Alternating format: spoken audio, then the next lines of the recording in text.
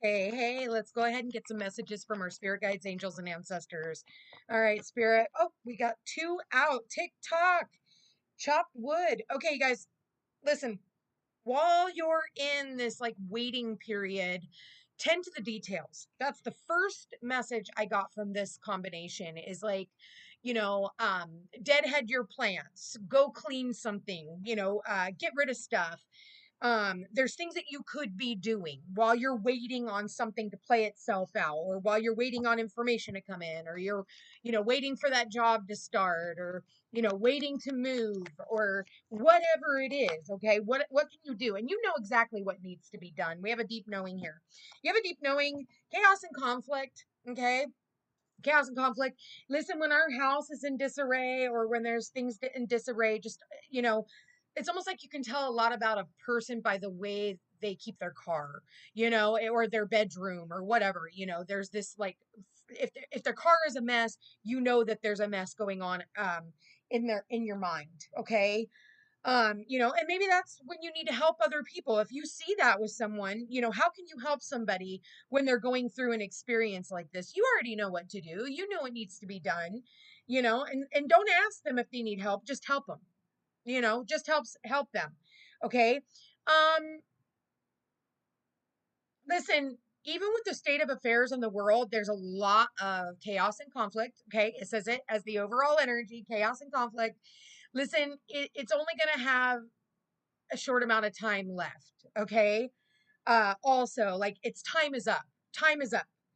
Also, time is up on anything that no longer serves a purpose, anything that brings you like makes you question yourself, anything that brings any type of toxicity into your life, if that's a relationship or a job, or even a fucking landlord, or maybe your neighbors. It's only going to fly for so long. I mean, there's so many messages, and you have a deep knowing, and you also have a deep knowing of what you need to do in order to eradicate yourself from these situations. Okay, so we go back to like talking about needing to deadhead things.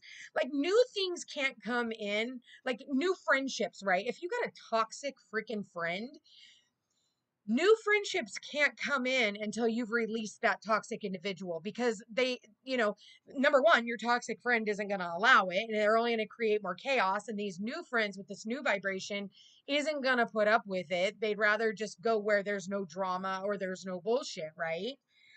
Same thing in like third party relationship. Like, yeah, um, who the hell wants all that drama? Same with a job. Who the hell wants all the drama at work? Like, yeah, it's a paycheck, but yuck, if it's chaotic, and you know like, again, time is up. All right, time is up. I'm getting that very, very clearly. And you know what it is. That's the thing. That the thing is, the spirit's like, we know you know what it is. We know you know. So whatever that has to be for you, I would suggest you get rid of it. You know, um, and then you hear that jackhammer going off, or whatever the hell that thing is, and it's like, they're just trying to pound it into your head. Yeah, door to romance. All right, TikTok. For some of you, this is about a romantic situation. Yeah, yin yang sitting underneath the chopped wood. What else do we have here, spirit? We got one more. Yeah, the heart chakra. All right. And bottom of the deck, all tied up. Yeah, all tied up in chaos. All tied up. Oh, I can't leave. I can't leave, because of this, and this. Really, you're all tied up in your mind, because unless somebody's actually got you all tied up, like bound and gagged in the basement, you're never stuck. So if this is like a love situation, you have a deep knowing in your heart, okay? Because we have the deep knowing with the heart. You have a deep knowing in your heart that maybe this is not good for you. This isn't your yin and yang situation, and maybe it's time for you to deadhead this relationship and say no more. There needs to be a change. We have the number 23 here. We actually have 33 here twice, so you could be seeing the number 33. 333 could also be of importance to you. Um, you know, uh, but yeah, I just feel like somebody is all in their head about something, and this could be about a relationship. It's kind of funny, not funny, ha ha. But I did get these cards earlier.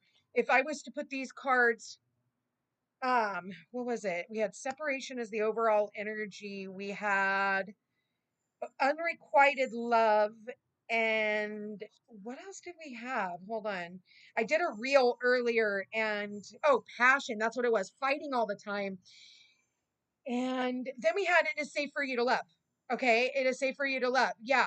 So I kind of feel that you know that you're in a situation that you are not happy with, whether that again could be a relationship, it could be, and it's all relationships, our work is we have a relationship with our work. We have a relationship with the lady at the grocery store. We have a relationship.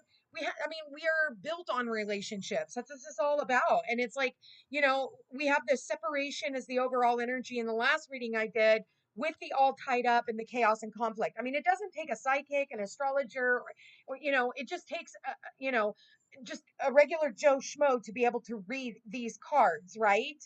It's like, you need a separation. You know what you need to do, but you keep yourself tied and bound to a situation that doesn't make you feel good. There's no more love in this situation, and it's like time is ticking, or you've been in this for a really long time, and you've known that, man, this person is just never going to love me. This person, yeah, maybe there's a lot of passion and stuff, but that's like, you know, uh like fucking and fighting, right? It's fucking and fighting energy. Like, who wants that? I'm sorry, aren't you too grown up for that kind of crap? So my suggestion is, find your balance, because we have the yin and yang here. And I feel like also, you have a deep knowing in your heart that there's somebody better for you in the future. There's a better job for you in the future that is better suited to your personality, so that you don't have to dim your light in order for other people to shine. And like, I really do feel like, yes, you could love this person or this situation, but you can also love them from afar. I do feel like,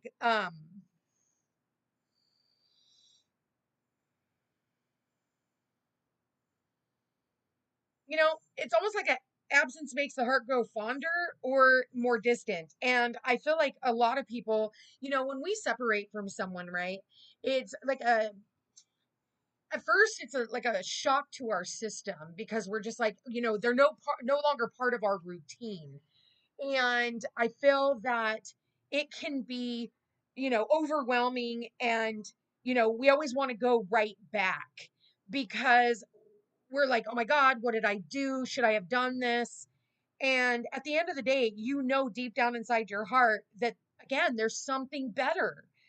It's like you almost lose passion for it, or you start to realize, like, oh, what the hell. It's like when a guy ghosts you, or you get ghosted, right? And the whole time they're thinking that you're pining after them, and really what you're doing is getting used to them not being in your life. Like, so, and that goes with, I've had family do that to me like so many times, where now I'm just used to them not being in my life. Like, as far as I'm concerned, I have family, they're just not blood, you know and I've realized that, and that's okay with me. So, there's, because I have a deep knowing in my heart who I am, and I'm not like in a position to worry about how I'm, like, it's not my problem. And you kind of go through the grief process, but then all of a sudden you come out of it and you're like, man, why was I even, like, doing this in the first place? Why was I sticking around? Why was I allowing this sort of behavior? So that's kind of like the chopped wood here, is like the deadheading.